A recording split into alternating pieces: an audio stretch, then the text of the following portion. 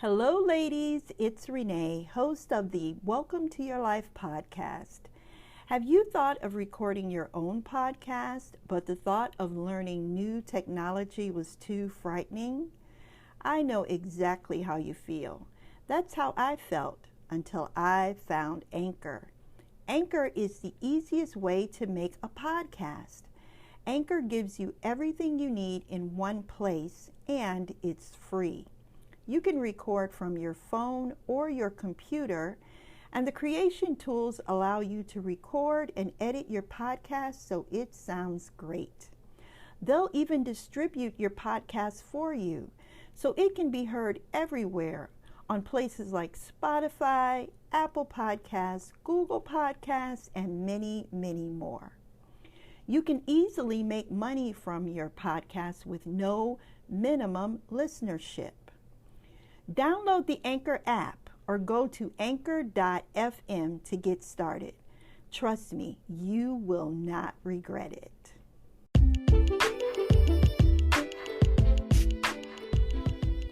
Happiness is not something really made. It comes from your own actions. The 14th Dalai Lama. Hello, truth seekers. You are listening to the Welcome to Your Life podcast. I am your host, Renee Reed. Welcome to Your Life is an Atlanta-based lifestyle podcast for women, helping you to live the life you deserve. Yes, you can get organized, live a balanced life, and get rid of your belly fat.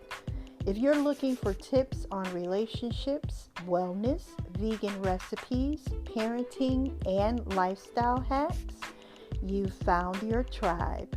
Welcome home. If you haven't done so already, please don't forget to subscribe. And for those of you with a little extra change in your pocket, please consider becoming a monthly donor. Your gifts help to sustain our community and provide for future episodes. Today, I'm asking the question, is happiness a choice? Let's get started.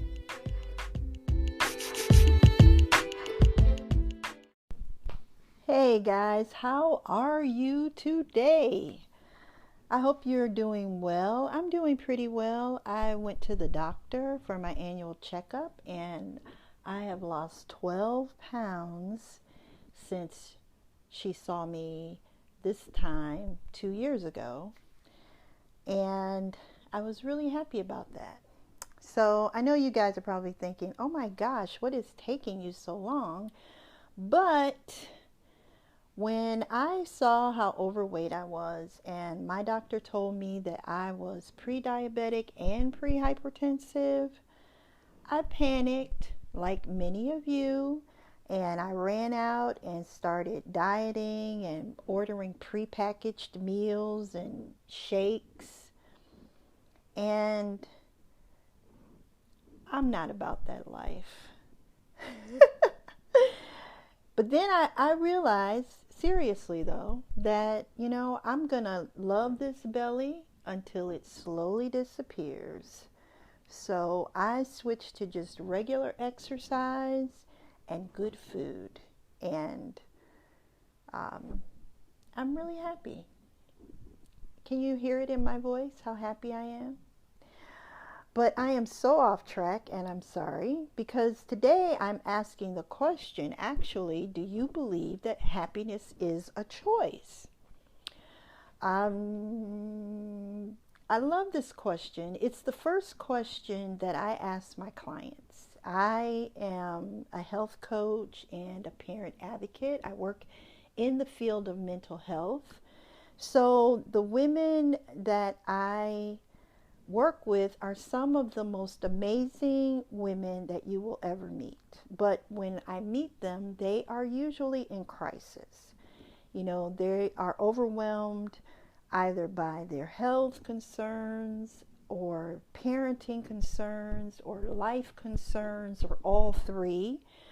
And so I start our first session together by asking them the question, do you believe that you are supposed to be happy? Do you believe that happiness is a choice that you can actually make? And their answer to this question determines how I get started with them. It determines, where we go from there.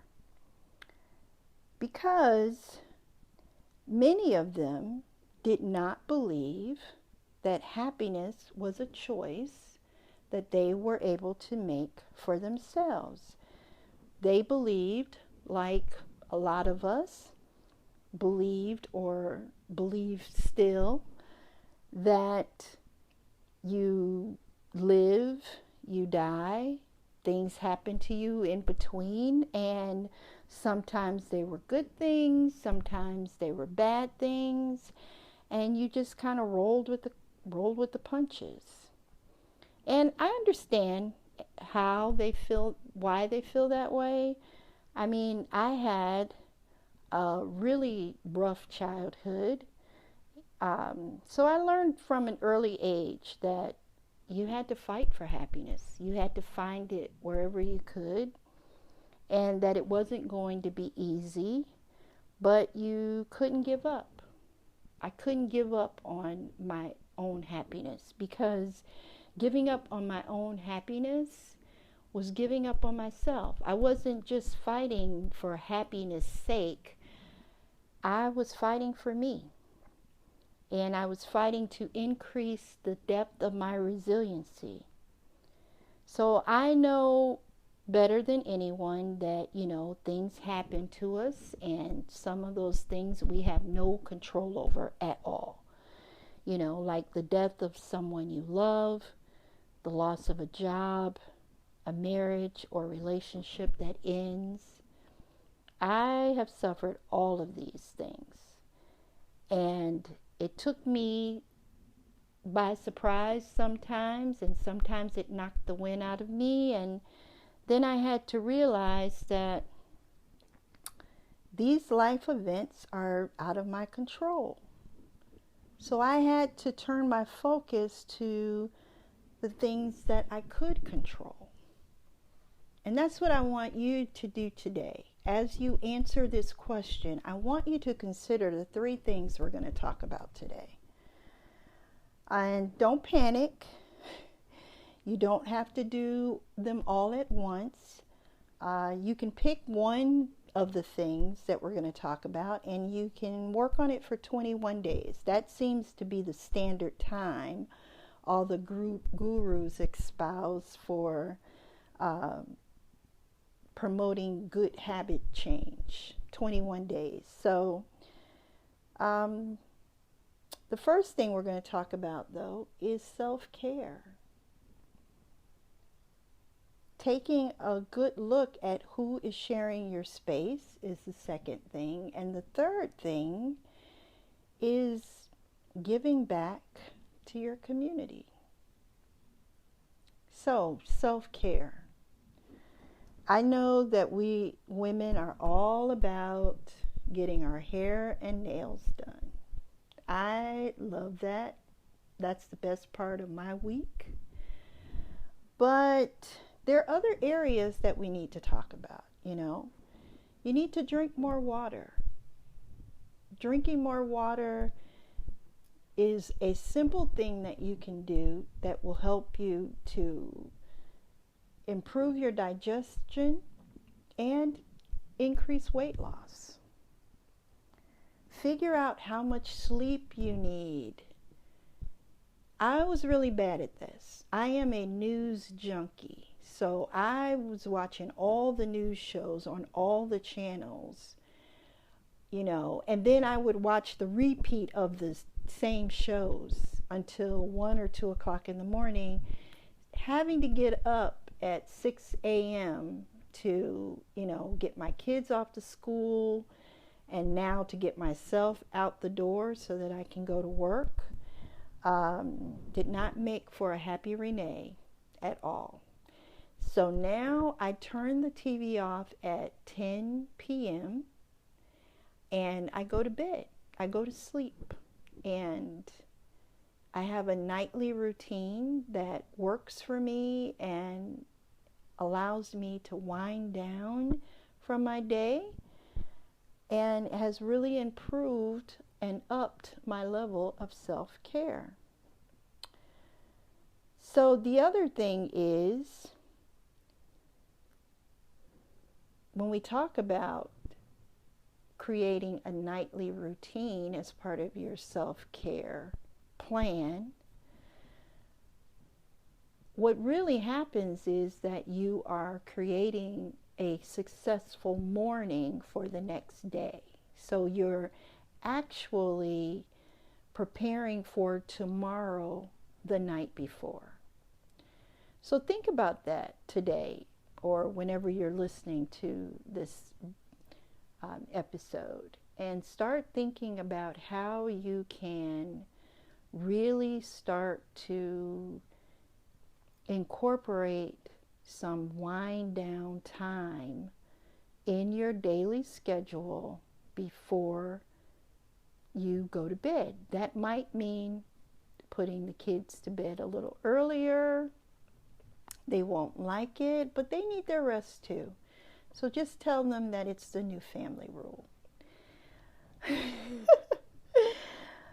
So the second thing, and this is something that, we struggle with as women, who's sharing your space? Because everyone who shares your space, who shares our space, is not bringing us some positive energy. And sometimes we have to realize that friendships have run their course. That family members are not always supportive. And that nothing zaps your energy like, or your happiness, like having to deal with dead weight.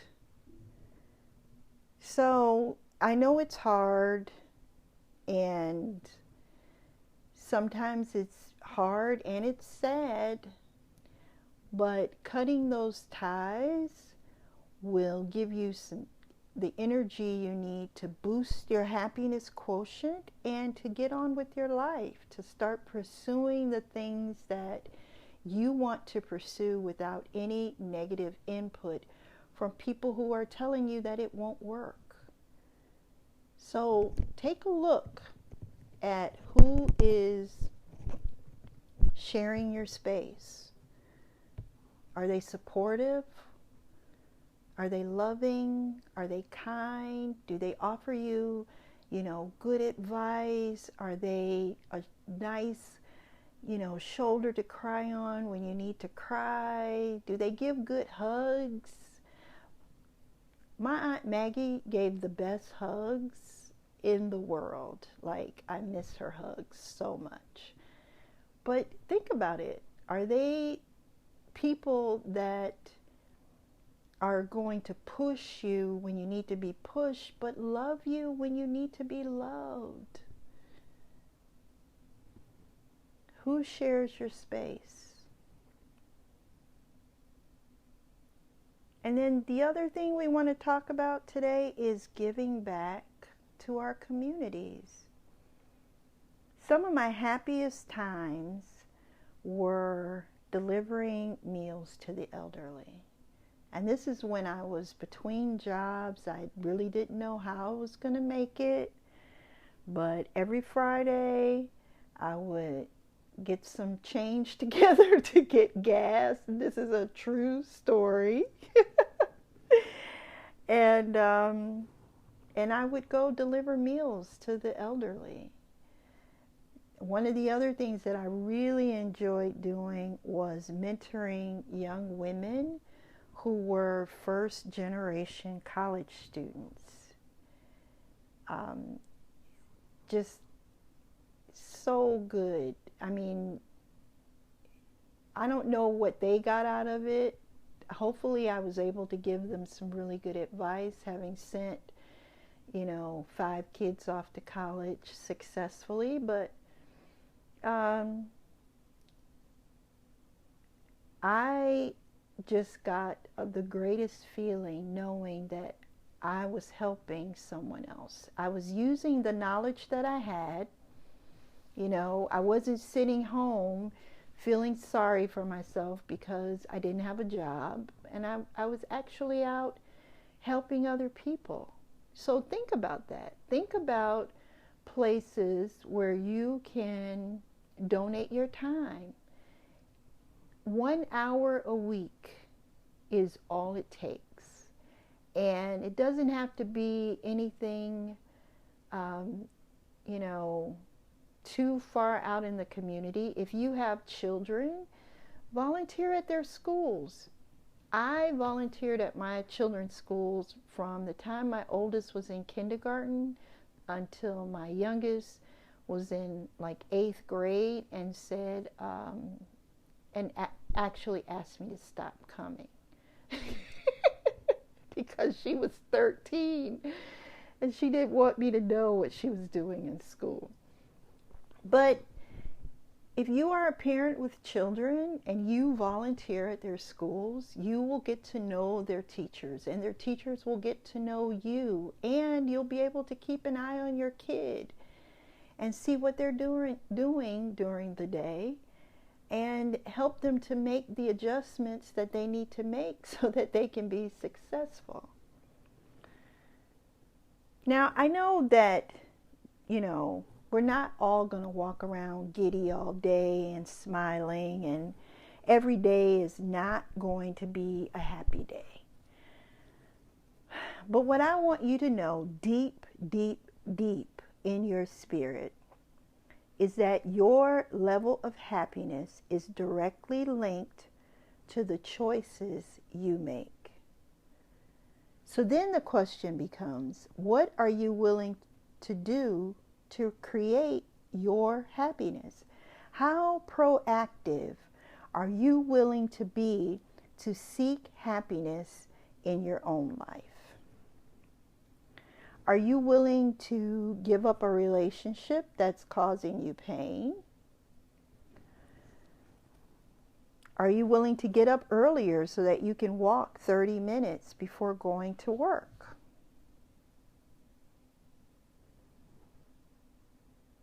Are you willing to spend some time organizing your household so that it runs more smoothly?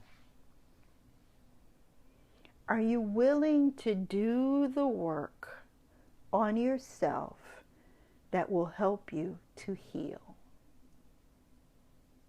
And guess what? You are the only person who can answer these questions. Now, we can manufacture some happiness. We can manufacture it through drinking, through shopping, through partying, through eating. But that kind of happiness does not last. Take it from Mama Reed. It doesn't work. You will not be able to find the real happiness you seek until you begin to work on you. So it's not about blaming other people for your unhappiness. No one has the power to make you happy or unhappy unless you give it to them. Ooh, I should write that down. Listen, guys. Your happiness is defined by taking control of what you can control. And what you can control is you. Wow. I hope you guys enjoyed this episode. And please don't forget to subscribe. And let me know in the comments what you think. I would love to hear from you. You can find me on Instagram and Facebook at I am Renee Reed. Or if you want to shoot me a private message, you can email me at reneereed@reneereed.net.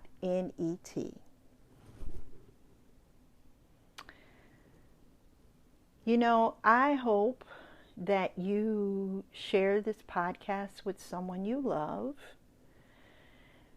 someone that you know is struggling, especially now that the holiday season is upon us. A lot of our sisters are struggling through the holidays, and we need to be there to lift them up until they can stand on their own. Don't forget to check out the super private Facebook groups. The links will be in the description below. And I am wishing you peace and love. Let's talk tomorrow.